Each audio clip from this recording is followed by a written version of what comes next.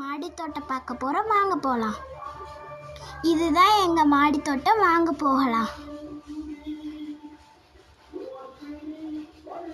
இதுதான் எங்கள் கற்பூரவள்ளி செடி, அழகா இருக்கா? அடுத்து இதுதான் மருதாணி செடி. அப்புறம் அழகா பூ பூத்திருக்கு பாருங்க, சூப்பராக இருக்குல்ல? சூப்பராக இருக்கு. இங்கே பாருங்க, மருதாணி செடி கொத்து. இதை தான் நாங்கள் பொறிச்சு வைப்போம். இது டேபிள் ரோஸ் செடி.